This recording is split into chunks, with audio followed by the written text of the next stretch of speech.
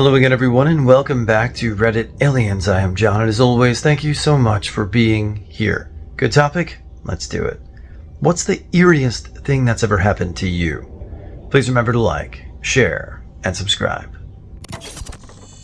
Before I continue, I want to say this isn't a story I share with people who know me. It sounds crazy, and if I wasn't with someone who also witnessed it, I would think I was hallucinating it. Anyway, on to the true story that happened around 15 years ago. A friend and I decided to go to a diner for a late-night meal. We were both home, and one of us texted the other to see if they wanted to come eat. I ended up driving, and I picked up my friend, and we went to diner at Fort Lee, New Jersey. We went to this particular diner because my friend was friends with someone who used to work there. Anyway, we were both disappointed in our food. It was poorly made by New Jersey diner standards. Neither of us finished our meal and decided to head home. While driving, I got distracted by our conversation and how bad the food was and made the right turn too early. I turned into Route 4 and wanted Route 46 instead. Since we were in no rush, neither of us thought it was a big deal. I saw an exit to Grand Avenue, which is where we wanted to go from Route 46, so I took it. It didn't take us where we were expecting. I thought maybe if we kept driving, we would eventually pass through a part of Grand Avenue we recognized. We quickly realized we were in an odd place. I say this because we were driving in the woods. This part of New Jersey is right outside of New York City and is very developed. As we were driving, we see an abandoned car to the left of us. The car didn't look old or beat up. We were wondering why someone would leave their car there. Then suddenly we saw a police car up ahead. I figured we would go up to the officer and ask for directions, or at least find out where we were. As we approached the police car, we noticed all its lights are on and the driver's side doors open. We saw no one around us, and we started seriously wondering what was going on. The road up ahead curves, and the trees block our view of what's ahead. I see red lights coming through the trees, and I figure we're close to civilization again. We finish with the curve and realize that the red light is coming from the moon. There was no ordinary moon. It covered the entire sky. It was so close that you could see all the craters easily. They were filled with what appeared to be blood. Some of them appeared to be overflowing with blood, leading to rivers of blood. The best way I can describe this is to imagine a volcano spewing blood. I'm watching all this while driving in silence. I say to myself that my food must have been drugged or that I'm having a mental breakdown. I tell myself I'm not going to mention what I'm seeing. Drop my friend home and then drive myself to the hospital. As I'm observing the bloody moon that appears so close that it will crash into the earth, I'm pondering what is wrong with me. After several minutes of silence, my friend says to me, "We're going to die." I ask him why he would say that. And he looks at me and says, "Don't you see the moon? It's covered in blood, and it's going to crash and kill us all." Believe it or not, when he said this, I felt a huge sense of relief, because at least I'm not hallucinating. We both can't see the same hallucination at the same time. I tell him the truth about why I stayed silent when I saw it. I describe what I see, and he points out various parts of the moon, and we both quickly come to the conclusion that we are looking at the same thing. Oddly enough, we're calm. I explain that I don't believe that we're looking at the moon, because if it were truly as close as it appeared, we would experience its gravitational effects. We both agree that death is at hand. Some time passes, and the road has another steep curve. The trees block out the sky, and the red light from the moon continues to shine from them. After driving through the curve, the woods abruptly end. I stop the car, and we both look behind us. The bloody moon is gone. I tell my friend this doesn't make sense, and we need to go back into the woods. He refuses and demands to be dropped off at his home. I drop him off and duplicate the drive I made earlier to get back to the moon. I couldn't even find the woods again. The exit to Grand Avenue didn't lead to the same place as before. For the next several days, I drive around and go through Yahoo Maps and MapQuest to try to find the woods, but I cannot find anything close enough to be a candidate. We both talk about it to this day and try to find some meaning in it. My friend was more open to people about what he saw than me, and people tended to think he was crazy or super religious. I stayed relatively silent since I knew no one would believe me. Maybe you got experimented on with some type of fast-acting hallucinogenic at the diner in Fort Lee, New Jersey. Because that sounds wild, but you both had it, so I don't know. Pretty crazy. What do you guys think?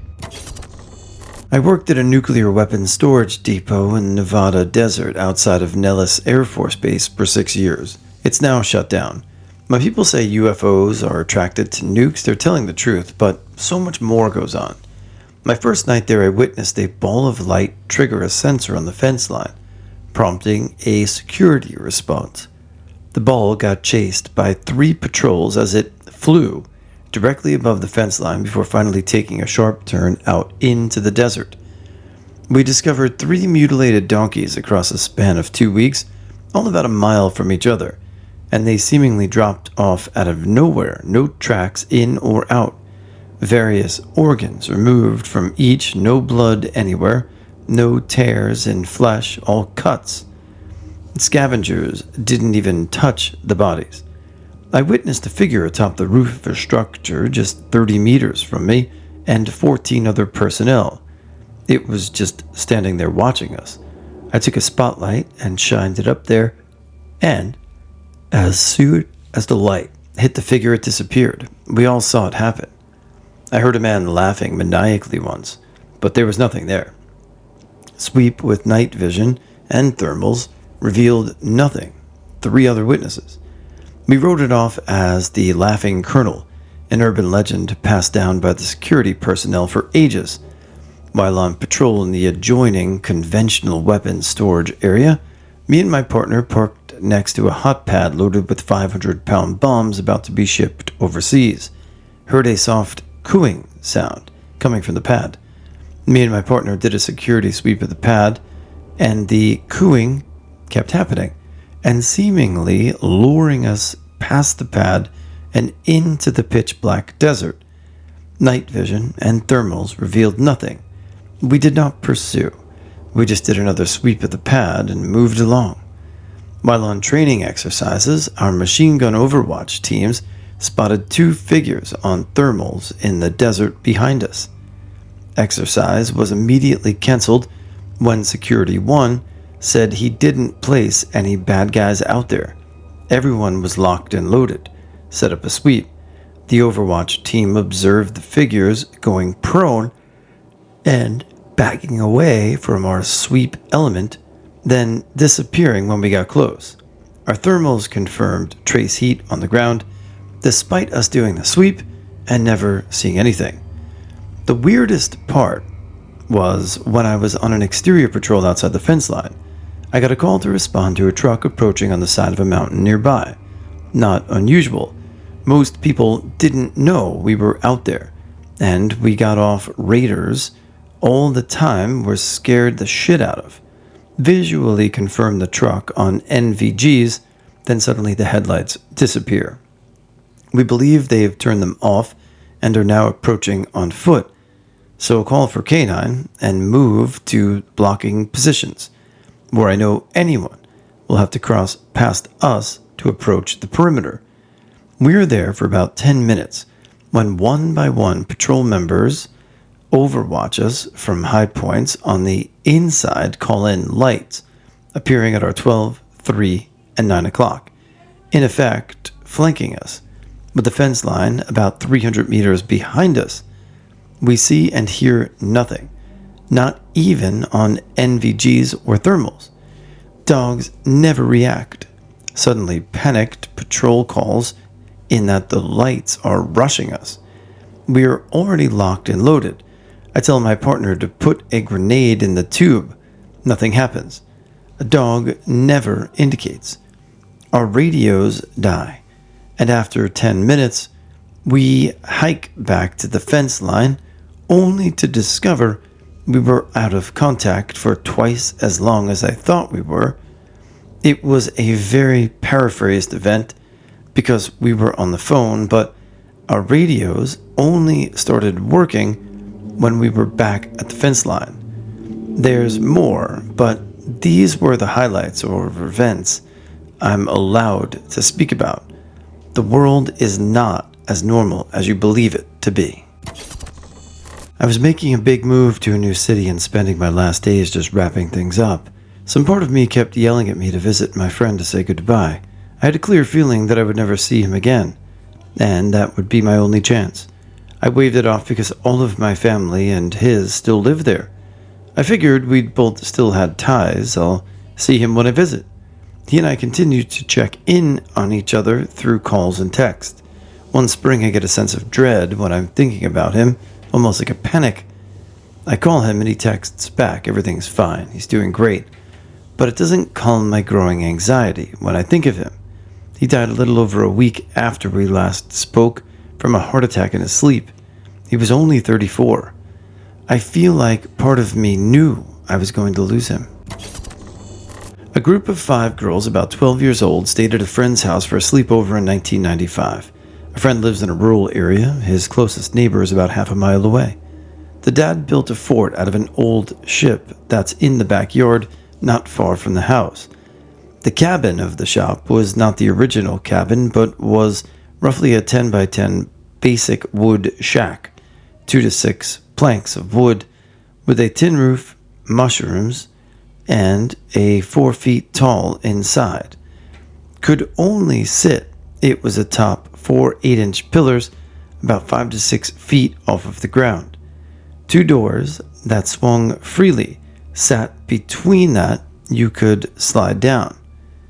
One attached to the plank for the rest of the ship, and the other open to a pole. Last, there was a 1-foot gap in the wood all around the perimeter between the walls and roof, serving as something of a window. We were in there maybe around 9 p.m., telling ghost stories. Holding the flashlight to our faces and laughing.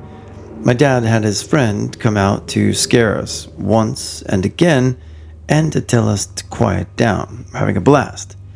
Then, in the middle of one of our stories, we felt what could have been a hammer or something big and heavy hit the bottom of the cabin. Shocked, we all laughed it off. I thought it was her dad and his friends messing with us again. Then something landed on the tin roof. I don't know what anyone else was enough, but they had peacocks as pets, which are known to jump on roofs of houses, so I immediately thought it was one of the birds. Then the whole cabin started shaking, not violently, but enough for us to wiggle. Rapidly, the hard object started hitting the sides in random places and would scrape along the lengths of the walls, like someone scraping a hammer along a fence. Unexpectedly, the door that opened to the pole exit was hit hard and flew open. There was nothing behind it. After a few seconds of silence, all of these things started happening at the same time. Thuds are coming from the roof, banging and scraping the walls. The shaking has now become violent, and one door kept being hit open. Candy, the strongest and bravest girl of the group, she's won the school's arm wrestling contest against all the boys, jumped in front of the door to keep it from being hit open. Well, that door was being hit so hard that Cardi, while pulling all of her weight and effort into it, was being pushed forward. The door was no longer flying open, but it was still opening 3 to 4 inches. I will never forget the sheer terror on her face. Needless to say, we were screaming our heads off. Well, one girl was, that's for sure. While all of this was happening, I had enough courage to try and look through the window by getting up on my knees.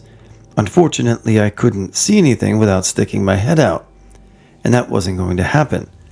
I was determined to figure out what was out there, so I intently listened for some kind of human indicator. Laugh, voice, breath, something. Then we heard a gunshot from a short distance away. Everything stopped abruptly. It was the dad. He pulled us all out of the cabin and locked us in their giant pantry. After the property was searched, we were let out. They found nothing. We were to wait until the morning to see the damage. The next morning comes, and we had outside with the dad and his friend. We all piled into the back of the cabin so the two men could recreate the shaking. It didn't work. They could barely move it. I walked and around the outside and saw scratches, but nothing else. The last thing that was found was a half of an amethyst geode. That's it. The door that was being hit open had no marks on it whatsoever. I only wish I had more of an opportunity to investigate a little more as we escorted back inside.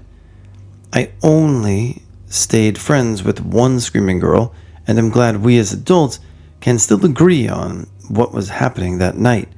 I wish I could find the other girls, Candy, Jody, and Roy, and to hear what they remember.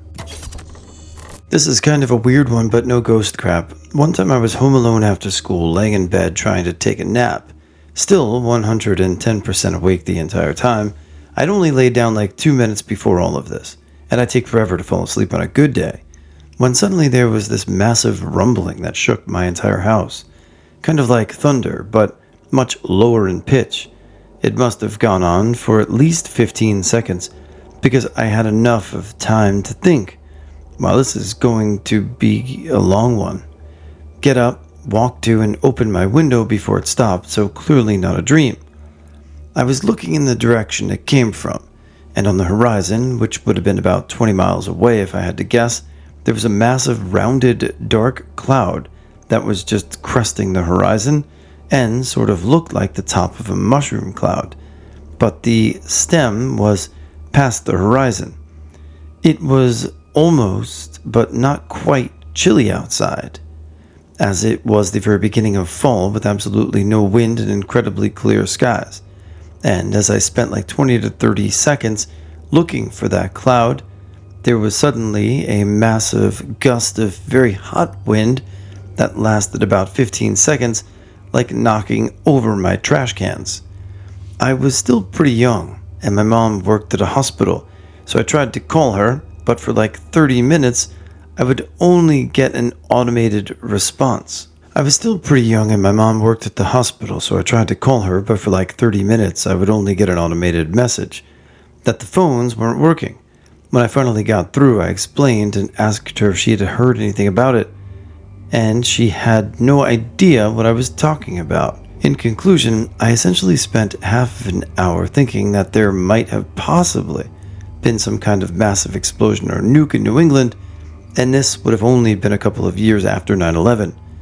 So that wasn't an entirely reasonable thought. Apparently, I must have been the only one right when the shockwave hit, or not. Who the knows? 30 years ago, I was sparring with a friend of mine who has since passed. He was the only one of my friends in my weight class. It was cold outside and the windows were covered in condensation from our exertion. All of a sudden, I felt connected or attuned to him. I knew if I taught him a technique, he would counter it, and vice versa. It was a weird, almost physical feeling. We both backed off and said that was weird and took a break. This happened in the early to mid-70s to a female teacher of mine. We'll call her Sandy. She was housekeeping for a couple who were out of town for a few months. It was an old 3-story house the couple had restored. It was a dark night and it was raining outside. Sandy was watching TV, but she kept feeling uneasy. She felt like someone was watching her. Over and over again, she'd look around and see nothing, but the feeling wouldn't go away. Finally, she decided that she was just being silly and started ignoring the feeling. That's when the man attacked her. Sandy struggled with him and pushed him down and grabbed an old, heavy, antique table lamp. As he came back at her, she swung the lamp hard with both hands and cracked him right in the head with it. He dropped unconscious and began bleeding. She called the cops. He ended up in prison and was physically and mentally messed up for the rest of his life. Sandy was a teacher and a tennis coach. I imagine it was the most satisfying swing of her life.